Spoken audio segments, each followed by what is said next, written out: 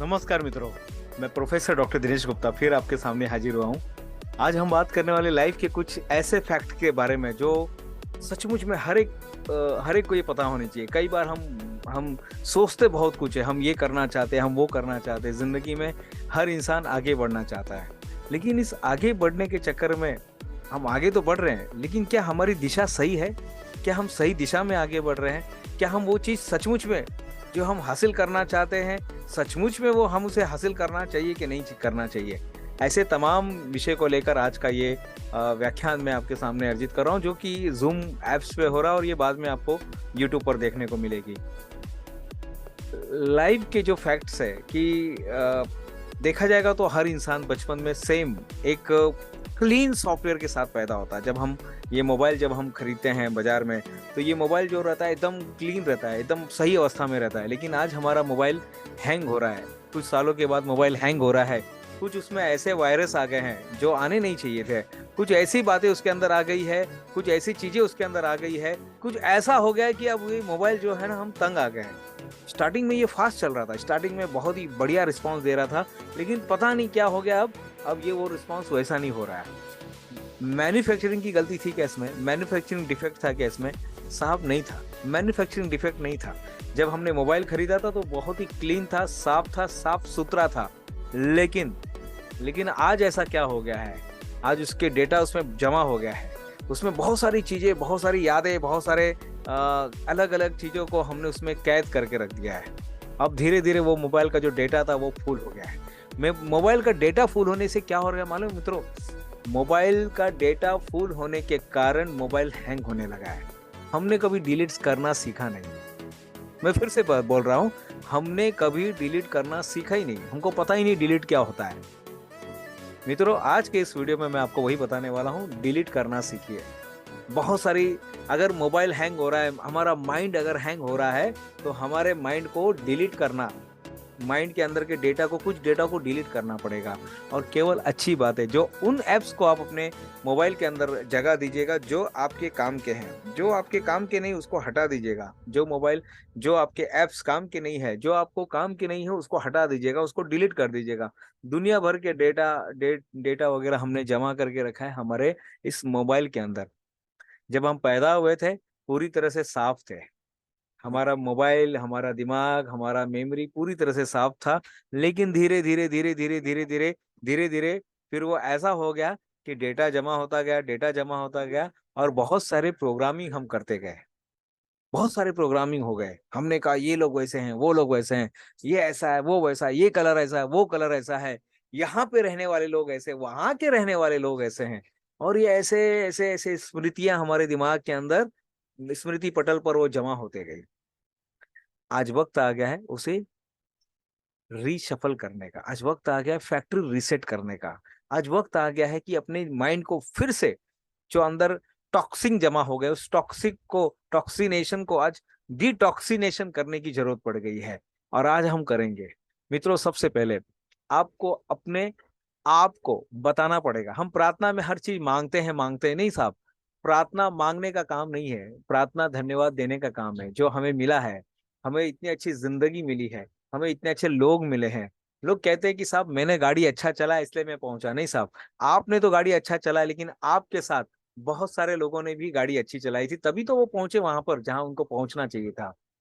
आज की इस बात को, सबसे पहले मैं सिर्फ चार ही बात बताना चाहता हूँ कि सबसे पहले हमारे माइंड को, अगर आपको फैक्ट्री रिसेट करना पड़ेगा, रिसेट करना पड़ेगा। अपने मन को रिसेट कीजिएगा, अपने माइंड को रिसेट कीजिएगा, अपने आप को रिसेट कीजिएगा, अपनी नई जिंदगी के लिए अपने आप को तैयार कीजिएगा। Reset your mind set, reset your mind set. मैं फिर से बता रहा हूँ, reset your mind set. Reset, अपने माइंड सेट को रिसेट करना पड़ेगा। आप अपने माइंड को कैसे रिसेट कर सकते हैं? हम अपने माइंड को आज से नए प्रोग्राम करेंगे। हमारे पास नोटबुक लेना है, और जो आप चाहते हैं जिंदगी में, आप जो चाहते हैं, जो कुछ आप बनना चाहते हैं, अपने आप के बारे में जो कुछ अच्छी बातें आप जानते हैं, उसे दोहराते रहिए। इंसान वही बन जाता है जो वो बोलता है। मैं फिर से कह रहा हूँ, इंसान वही बन जाता है जो वो बोलता है, जो रिपीट करता है। हम आज ऐसे क्यों बने पता है? हमने बार बार रिपीट करके हमने वैसे बन गए। हमारे शब्द हमारी दुनिया है मित्रों। अपने शब्दों को बहुत संभाल के चूज कीजिएगा, बहुत संभाल के उसका चुनाव कीजिएगा। हमारे शब्द हमारी दुनिया है। सबसे पहले अपने माइंड को रिसेट कर दीजिएगा, अपने माइंड को रिसेट कर दीजिएगा, अपने माइंड को रिसेट कर दीजिएगा, अपने माइंड को रिसेट कर दीजिएगा। रिसेट करने के लिए आपको एक कागज और एक पेन की जरूरत है। आपको क्या करना है, एक डायरी लेना है, एक पेन लेना है और लिखना है अपने बारे में। इसे कहते हैं अफर्मेशन या ऑटो सजेशन। अपने आप को बोलिए, I am very happy, I am very energetic, the money is flowing from everywhere of the corner. हर कॉर्नर से पैसा मेरे पास आ रहा है। मैं यूनिक हूँ।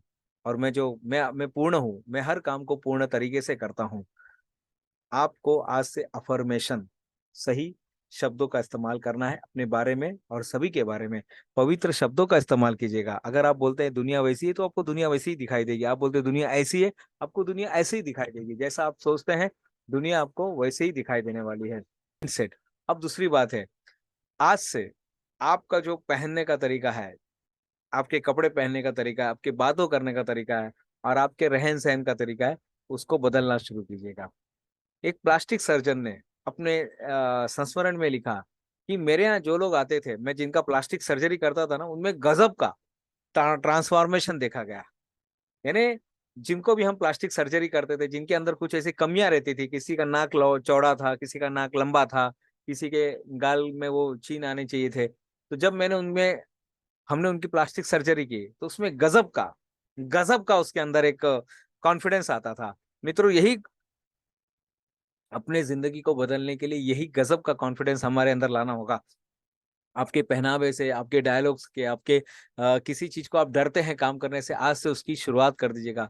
आप लोगों के सामने बात करना चाहते हैं, किसी भाषा में आप बात करना चाहते हैं, तो आज से उसकी शुरुआत कीजिएगा। करत करत अभ्यास से जड़मति होत सुजान, रसरी आवत जात है और सिल पे पड़त निशान। कबीर दास जी की इस लाइन से बहुत बड़ा संदेश हमको मिलता है। संदेश यही है कि रोज आपको कुछ ना कुछ करते रहना है, रोज आपको नया नया कुछ करते रहना है। तो आपको क्या करना है, अपने अंदर, लुक के अंदर, अपनी बातों में, अपनी आवाज में थोड़ा सा बदल लाइएगा। तीसरा, हमेशा नया कुछ करते रहिएगा, नया करते रहिएगा, नया सीखते रहिएगा।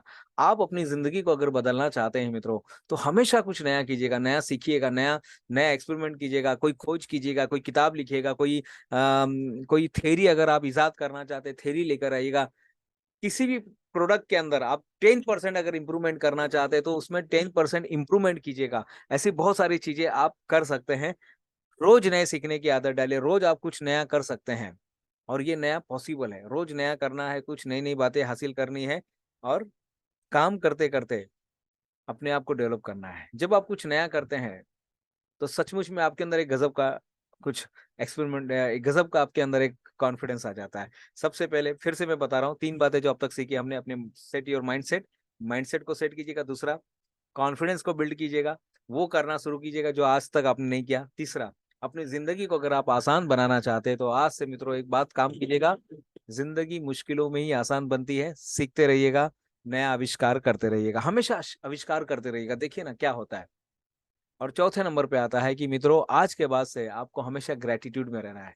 जो भी चीज मिली उस पर ध्यान दीजिएगा, उस चीज पर फोकस कीजिएगा जो आपके पास है, उस पर कभी फोकस मत कीजिएगा जो नहीं है। आप 5 लाख रुपया कमाना चाहते हैं, 5 लाख रुपए आप कमाना चाहते हैं, आपका फोकस 5 लाख पे होना चाहिए। कोई इंसान से आप मिलना चाहते हैं, आपका फोकस उस इंसान पर होना चाहिए।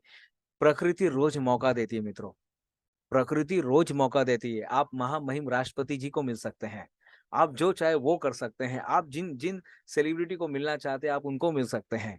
बस आपका ग्रेटिट्यूड पर ध्यान होना चाहिए। आप वो हर चीज हासिल कर सकते हैं जिसके बारे में आप सोचते हैं।